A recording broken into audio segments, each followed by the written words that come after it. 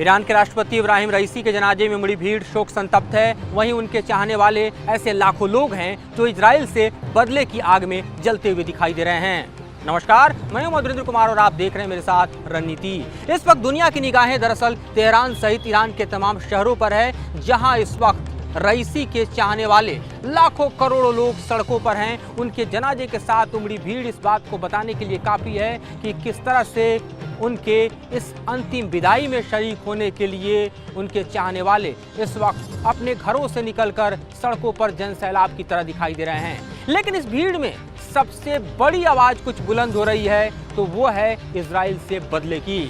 अभी भी उनके लाखों चाहने वाले इस बात को पचा नहीं पा रहे कि उनकी मौत किसी हादसे में हुई है, बल्कि सीधे तौर पर इजराइल को जिम्मेदार ठहराने वाले लोगों की संख्या लगातार ईरान में बढ़ती जा रही है। और ये मांग भी पुरजोर तरीके से हो रही है कि इजराइल से अब बदला लेकर रहेंगे। जाहिर तौर पर जब तक रईसी की मौत की आग ठंडी नहीं होगी, तब तक तो ऐसा लगता है कि ये जनसैलाब जो है और उसके नारे बुलंद होते रहेंगे।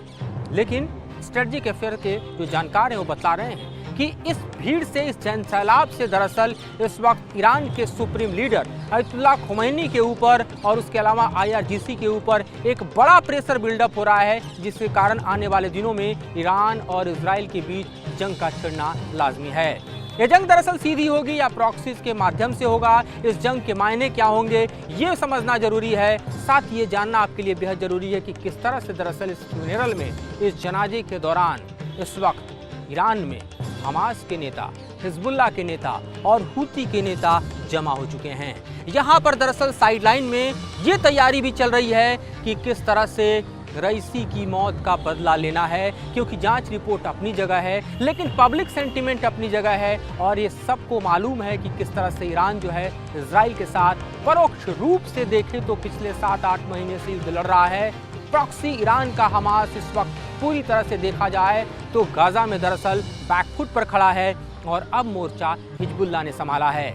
तो अब जिम्मेदारी भी दरअसल हिजबुल्लाह के कंधों पर है कि किस तरह से वो ईरान के मोटिव को आगे बढ़ाएगा। इस वक्त जो खुफिया सूत्रों से जानकारी मिल रही है उसके मुताबिक एक बड़ी बैठक साइडलाइन में तेहरान में खास तौर पे IRGC के साथ जो है वो हूती, हिजबुल्लाह और साथ ही हमास के नेताओं की होनी है। अंतिम संस्कार के ठीक बाद रणनीति ड्राफ्ट होगी कि किस तरह से दरअसल अपने प्रॉक्सीज के जरिए ईरान इजराइल के ऊपर कहर बरपाने वाला है। अमेरिका की भी निगाहें दरअसल इसी तरह से गड़ी हुई हैं, क्योंकि अमेरिका को मालूम है कि किस तरह से ईरान के बदले की आग जो है न सिर्फ इजराइल पर बल्कि अमेरिका पर भी भारी पड़ सकती है। क्योंकि अमेरिका के जो बेस हैं, चाहे वो इराक में हों, चाहे आप देखिए सीरिया की तरफ हों, या फिर आप जॉर्डन की तरफ देख लीजिए, या फिर इसके अलावा मिडिल ईस्ट के अन्य इलाकों में देख लीजिए, वहाँ कहीं भी दरअसल ईरान के प्रॉक्सी चाहे हिजबुल्लाह हो या हूती हो वो कहर बरपा सकते हैं। और साथ ही इराक में बैठे सित्ते की तरफ से भी जॉर्डन सहित अन्य बेस पर बड़ा हमला हो सकता है। इस तरह के इनपुट जो है अमेरिका को मिल रहे हैं और इसलिए अमेरिका भी लगातार अलर्ट पर बना हुआ है। इस वक्त जो जानकारी निकलकर सामने आ रही है उसके मुताबिक जो हमारे पास दरअसल विजुअल्स हैं, फोटोग्राफ्स हैं, वो इस बात की तस्दीक कर रहे हैं कि फिलहाल जनाजे में जो उमड़ी भीड़ है उसमें इजराइल की सबसे बड़ी निगाह हमास के नेताओं के ऊपर है, हिजबुल्लाह के नेताओं के ऊपर है, हूती के नेताओं के ऊपर है। और जो इस वक्त के इन्फॉर्मेशन हैं वो बताने के लिए काफ़ी है कि ये तीनों जो प्रॉक्सीज हैं, जो कि कुछ फोर्स के अंतर्गत हम देखें तो ईरान ऑपरेट करता है, उसके लीडर्स वहाँ पर भारी संख्या में पहुँच चुके हैं और उसके साथ ही वहाँ पर तैयारी भी शुरू हो चुकी है कि किस तरह से इजराइल से बदला आगे बढ़ाना है। अभी जानकारी मिल रही है उसके मुताबिक मैं आपको बताऊं कि इस्माइल हानिया जो हमास के सबसे बड़े नेता हैं वो इस वक्त तेहरान में मौजूद हैं। साथ ही हिजबुल्लाह की तरफ से देखा जाए तो उसके deputy secretary general Naim Qassem वहाँ पर मौजूद हैं। इन दोनों की मौजूदगी की तस्वीरें कर रही हैं और ये बतलाने के लिए अपने आप में काफ़ी है कि क्या कुछ वहाँ पर चल रहा है। ईरान के साथ अगर देखें तो इस वक्त इस मौत के बाद ईरान के मित्र देशों का भी समूचा एक तरह से वहाँ पर जमावड़ा दिखाई दे रहा है। चीन की तरफ से देखें, रूस की तरफ से देखें, भारत की तरफ से देखें, खासतौर पर भारत की बात कर लें तो भारत ने अपने उपराष्ट्रपति जगदीप धनखड़ को तेहरान भेजा है, जो कि ईरान के राष्ट्रपति इब्राहिम रईसी के जनाजे में शामिल हो रहे हैं, उनके अंतिम संस्कार में शामिल हो रहे हैं। पुतिन खुद रूस से ईरान पहुंचे हैं और ऐसे में आप समझ सकते हैं कि ईरान के साथ भारत के संबंध हो या फिर रूस के संबंध हो, वो किस स्तर पर हैं जहां पर खुद इस तरह के सर्वोच्च नेता जो हैं वो इस टनल में पहुंच रहे हैं। इस पर निगाहें अमेरिका की भी इसलिए गड़ी हुई है कि ईरान के साथ अगर जंग के हालात पैदा होते हैं तो ईरान अकेला नहीं पड़ेगा।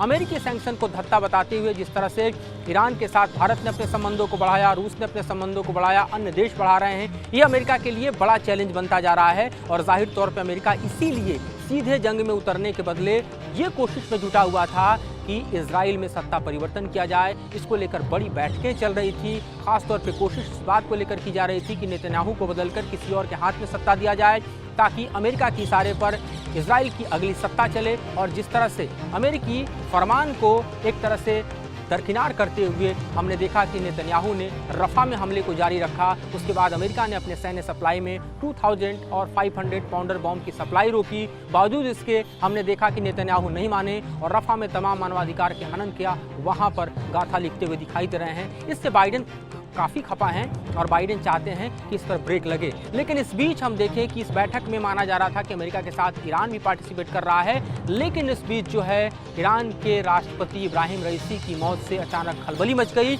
और इस मौत के बाद जो तमाम तरह की थ्योरीज आ रही हैं उसमें कई एंगल जो हैं वो इजराइल की खुफिया एजेंसी मोसाद के ऊपर उठ रहे हैं। कहा जा रहा है कि अंतरिक्ष के जरिए जो है कुछ इस तरह के वेपन्स का यूज़ किया गया जो कि कहा जाए तो सीधे हेलीकॉप्टर को हिट करने वाला था।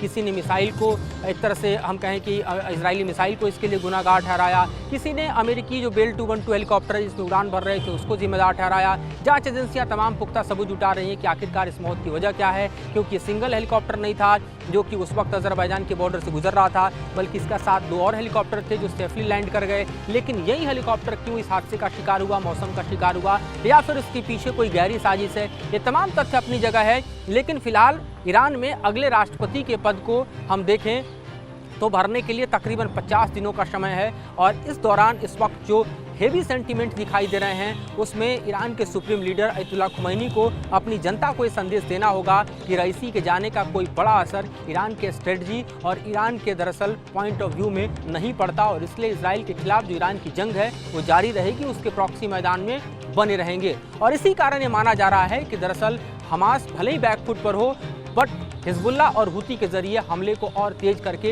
ईरान ये मैसेज जरूर इजराइल को देगा कि वो कमज़ोर नहीं पड़ा है, उसकी नीतियाँ नहीं बदली हैं, और अपने जनमानस को भी देगा कि किस तरह से ईरान जो है वो इजराइल के खात्मे के लिए जिस तरह के संकल्प को लेकर आगे बढ़ रहा है वो बढ़ता जाएगा। लेकिन इसके परिणाम क्या होंगे? इसके परिणाम भयावह इस तरह से होंगे कि मिडिल ईस्ट में अस्थिरता की स्थिति पैदा होगी। इजराइल रिटेलिएट करेगा। इजराइल का रिटेलिएशन सिंगल हैंडेडली हो नहीं सकता, इसमें अमेरिका पुरजोर तरीके से शामिल होगा। और इससे यूँ समझिए कि मिडिल ईस्ट में पूरा अनरेस्ट और वॉर सिचुएशन जो है और ज़्यादा गहराता चला जाएगा, जिसकी आशंका प्रबल होती हुई दिखाई दे रही है। ईरान के राष्ट्रपति इब्राहिम रईसी के मौत से आप समझिए कि मिडिल ईस्ट में कोई शांति आएगी, ईरान इजराइल के बीच का तनाव खत्म होगा। इसकी संभावनाएं कम दिखाई दे रही हैं, क्योंकि जिस तरह से हमास, हुती और हिजबुल्ला की प्लानिंग तेहरान में चल रही है उससे साफ समझ में आता है कि अगले 50 दिन बेहद भारी पड़ने वाले हैं। और इस दौरान इजराइल और ईरान के बीच का कॉन्फ्लिक्ट जो है चरम पर पहुंच सकता है।